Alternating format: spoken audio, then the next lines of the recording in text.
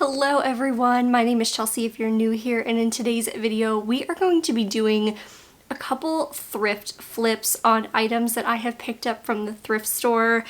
The first one is going to be this little metal box. Really just a simple piece, but I think this has so much potential to be such a cuter, nicer piece of decor. So that is first. And then I'm also going to be doing, and you would have seen this piece if you watched my last thrifting video, it is this bench. I don't love the fabric on it, so that will definitely change. I'm really excited to give this piece a makeover. And then last but not least is this humongous vase. This was like spray painted halfway. It is huge. This has so much potential to be an absolutely beautiful vase, so I'm really excited to flip this piece as well. Now, I'm not sure how I'm going to edit this video. I don't know if I'll kind of go through it naturally and bop between projects as one step gets done, or if I'll edit the clips together for project 1 and then 2 and then 3. Let me know, leave me a comment if you have a preference for which way you like to see videos like this, so I know for the future. So with that being said, let's go ahead and get started on project number 1. To get started with this small metal box, I'm just going to go ahead and give it a good scrub.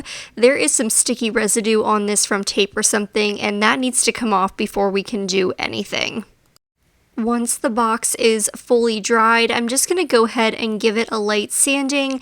This is just for the purpose of making the surface a little bit rougher. Metal tends to be very slick, which makes paint hard to adhere to. You'll want to make sure to always wipe off any dust from sanding after any project. If you leave sanding dust behind, paint will not adhere easily and you will have sanding dust left in your spray paint.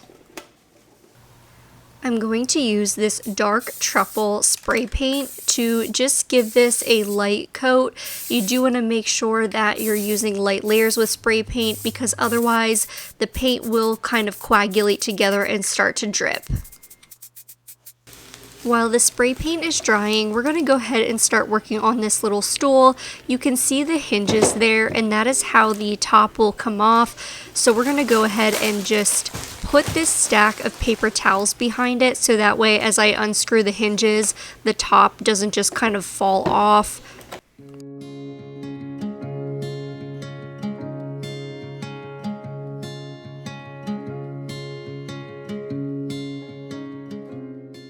The base of this stool is covered in a very shiny, thick layer of lacquer, and I need to remove that before I'm able to work on staining it a darker color.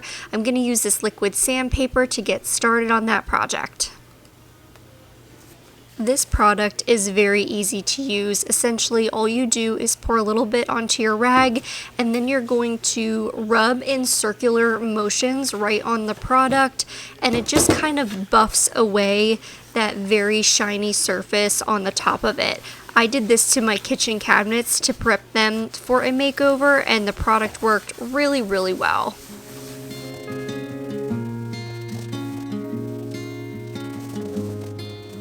To remove any residue, I'm taking a slightly damp soapy towel and just wiping off all of that liquid sandpaper residue.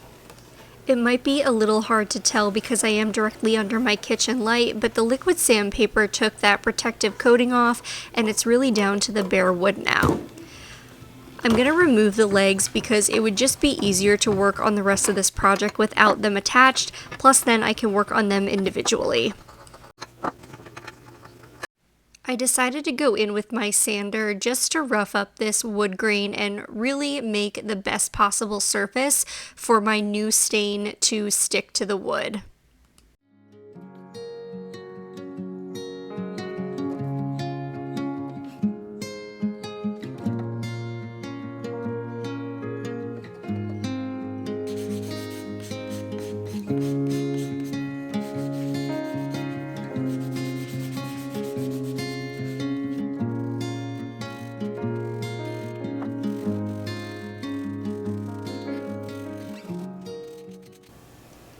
I decided to go with a gel stain for this project.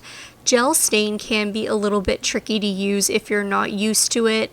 You definitely have to apply this a little bit differently than regular stain, but I do love the coverage that a gel stain gives.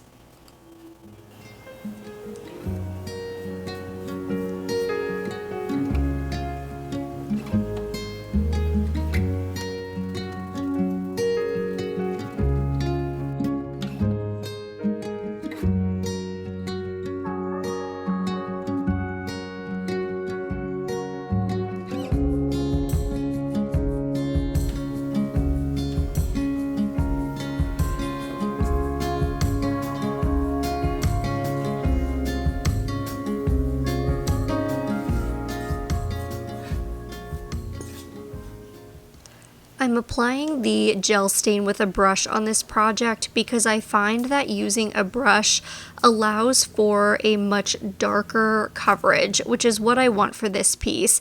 If I wanted the color to be much more transparent, I could certainly buff it off, but again, I want this piece a little darker, so I'm going to go ahead and use this brush.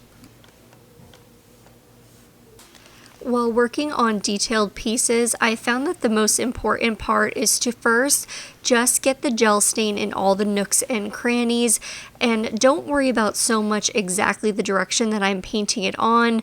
Again, you just want to make sure the whole area is saturated, and then when you're done, you can kind of paint it all in the direction of the wood grain to make it look nicer.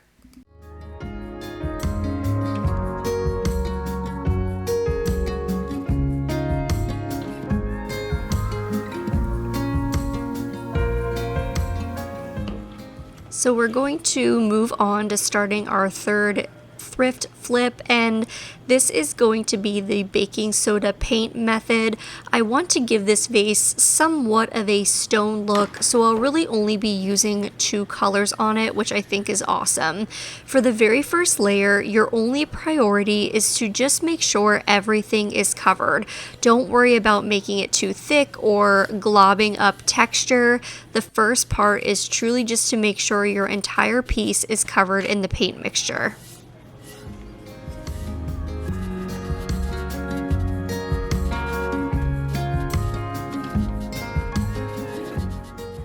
Now that we have a nice thin coat everywhere, we can just go ahead and let this dry.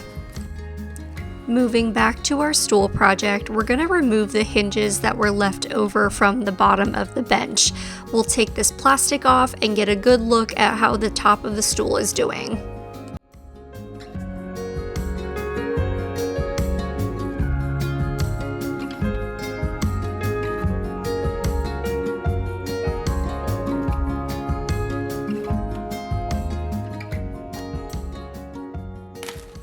As I took the plastic off, I was able to see that the top of the stool was in pretty good shape, which is likely because it's been covered in the original plastic wrap.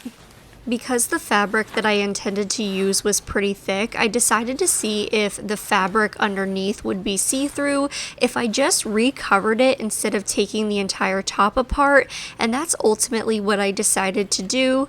So I'm just going to cut this fabric to the right size, and then we'll start to work on actually covering it and stapling it down.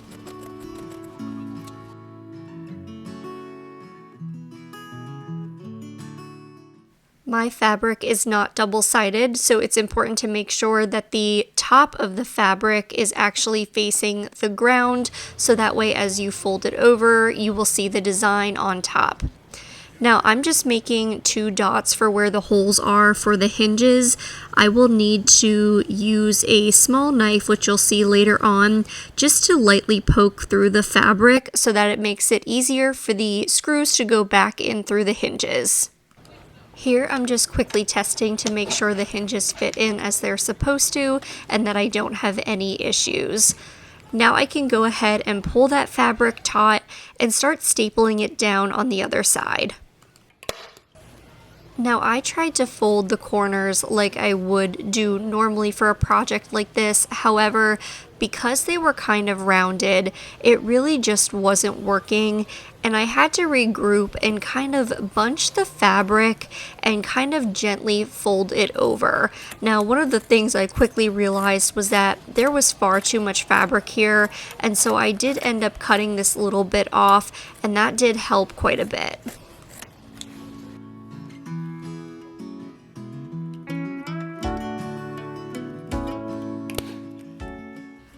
I wasn't overly concerned with how the fabric looked on the bottom because I knew that I could smooth it all out once it was done, and I could put a black piece of fabric over it just like it was on the original top. I think this came out pretty well, so now we can go ahead and just start putting these legs back on.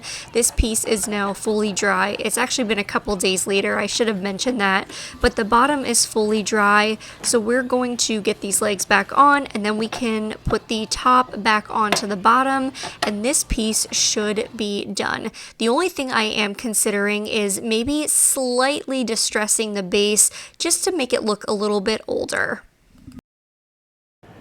We are back to project number 1, and I have the top of a peg dowel here. I actually sliced off the top so that I could turn it into a little piece that could be kind of like a knob for the little box. I think I'm going to go ahead and stain that just to make it look a little bit more cohesive with the project. And I'm going to use E6000, just a drop of it, to adhere this on to the front.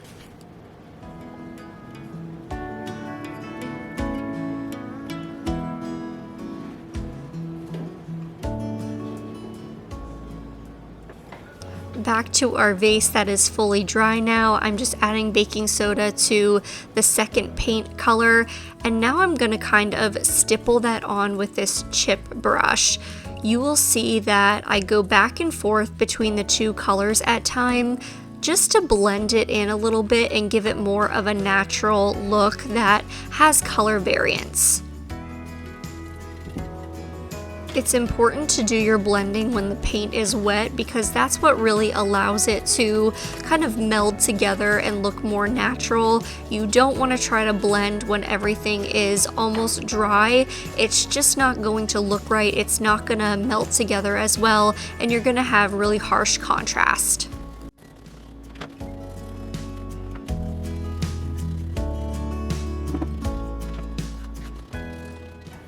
I'm going to use some of this rub and buff to go in and kind of paint on the hinges on the little box to make them look kind of brass and a little bit antique. I will also take my paintbrush and kind of go over some of the areas on the box where you would naturally see aging. That tends to happen on the top, kind of along, or where the box opens, and it's just going to give it kind of a faded, more antiqued look.